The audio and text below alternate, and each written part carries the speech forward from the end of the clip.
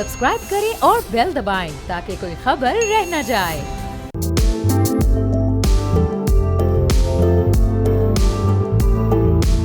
अस्सलाम वालेकुम, मैं अरबाब जहांगीर। आप देख रहे हैं प्रोग्राम व्यापार। पाकिस्तान का एनर्जी सेक्टर इस वक्त एक मुश्किल और चैलेंजिंग मरहले से गुजर रहा है। गैस की प्रोडक्शन कम हो रही है लेकिन डिमांड अपनी जगह पर मौजूद है, बल्कि बढ़ती जा रही है और इस फ़र्क ने महंगी RLNG की इंपोर्ट और इस पर इन्हिसार को बढ़ा दिया है। लेकिन हालिया चंद दरियाफ्तों ने महंगी RLNG की इंपोर्ट में किसी हद तक कमी की उम्मीद को जगा दिया और इस सिलसिले में oil and gas development company limited की गैस के साथ तेल की नई दरियाफ्तों के हवाले से कारकर्दगी काफ़ी बेहतर नज़र आती है। इसी तरह OGDC X01L की बारकज़ई दरियाफ्त बड़ी एक अहम डेवलपमेंट है और ये कुआं खैबर पख्तूनख्वा के ज़िला कोहाट में वाक़ है और यहाँ 5 मुख्तलिफ मकामात पर हाइड्रोकार्बन के ज़खायर मिले हैं जो इस जगह के हवाले से नेचुरल रिजर्वायर्स की मौजूदगी और फिर उसकी सलाहियत को भी ज़ाहिर करता है। पाकिस्तान की जो लोकल गैस प्रोडक्शन है इस वक्त तकरीबन 3100 से 3300 MMCFD है और ये सतह चंद साल पहले 4000 MMCFD के करीब थी। इसी तरह गैस की पैदावार में हर साल एवरेज 5 से 9% कमी हो रही है, जिसकी बड़ी वजह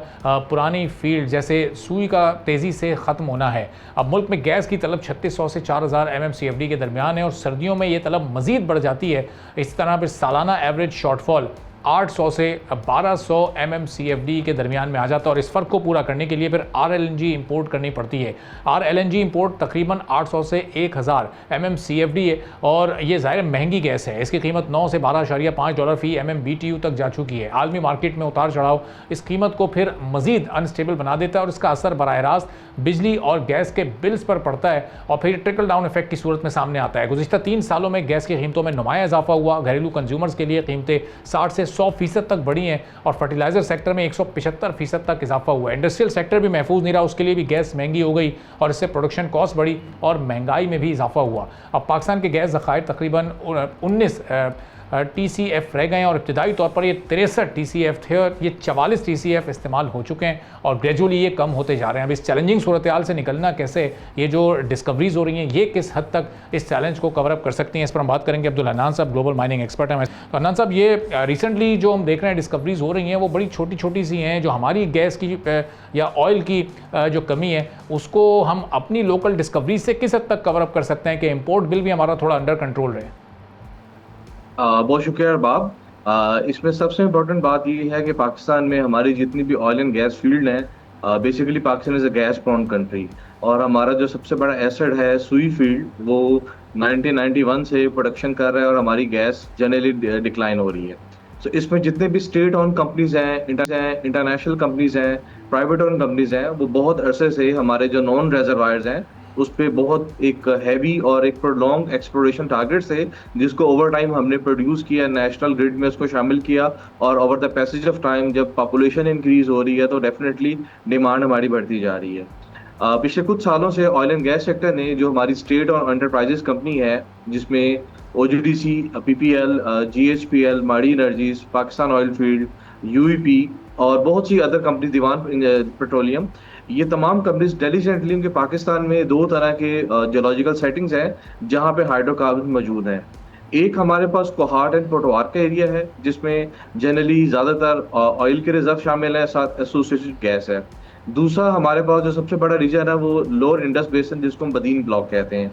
यहाँ पे जैसे सुई है, कादरपुर है और बहुत सी ऐसी फील्ड्स हैं जो इस ब्लॉक में पाई जाती हैं।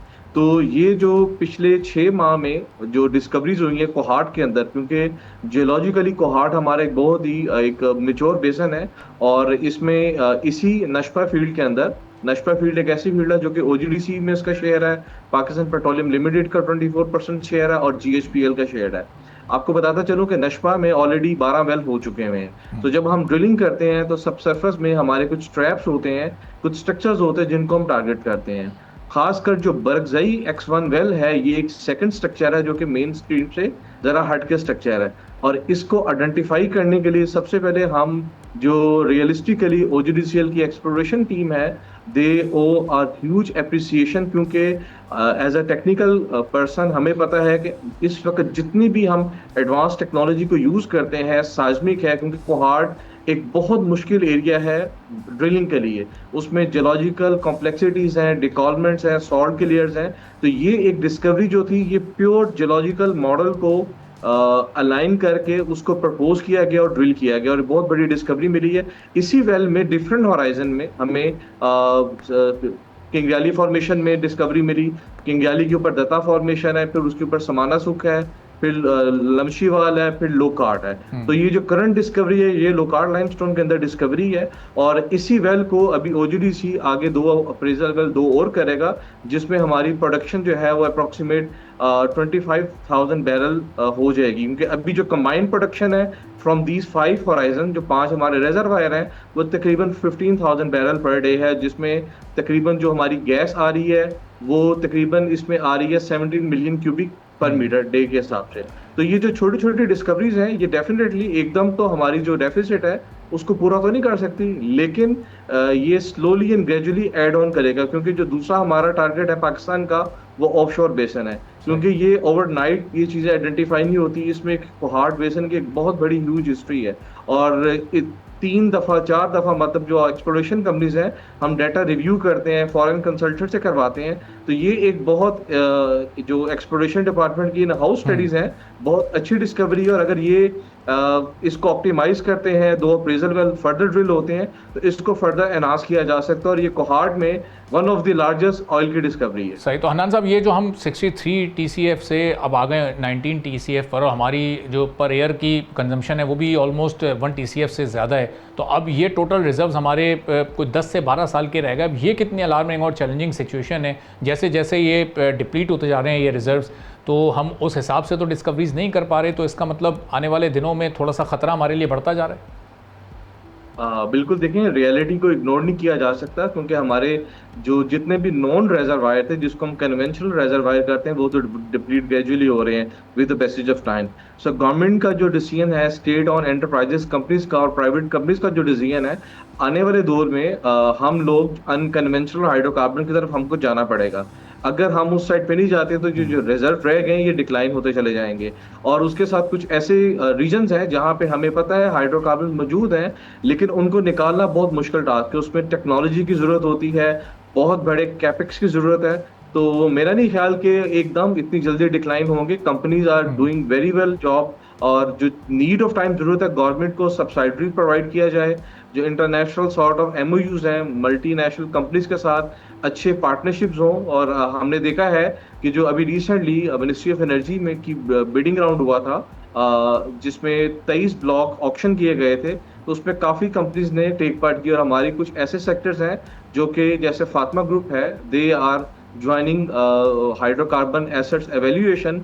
तो ये आने वाले टाइम में हमें अनकन्वेंशनल हाइड्रोकार्बन्स की तरफ जाना है, हमें न्यू टेक्नोलॉजी को यूटिलाइज करना। और देखें, हाइड्रोकार्बन्स मौजूद होते हैं, असल चीज़ है कि उनको सरफेस पे कैसे लाया जाए।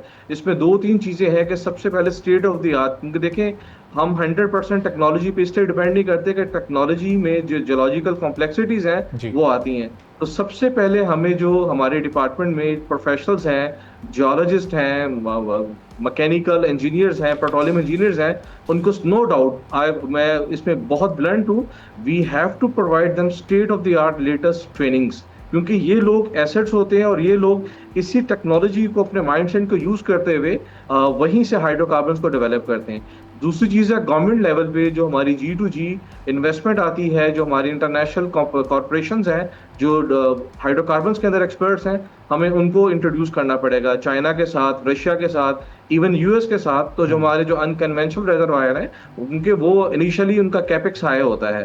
तो अगर हमने चीज़ों को पैरेलल करना, और थर्ड पॉइंट है जो कि हम इंपोर्ट कर रहे हैं, तो हम इंपोर्ट वाले फैक्टर भी उसमें साथ साथ रखना पड़ेगा कि चीज़ों को कंपनसेट करने के लिए। ठीक है, बहुत बहुत शुक्रिया अब्दुल हन्नान साहब, ग्लोबल माइनिंग एक्सपर्ट हमारे साथ मौजूद थे। तो आपने सुनी, एक ब्रेक लेते हैं, ब्रेक के बाद वापस आएंगे, एक और आम मौजूद पर बात करेंगे।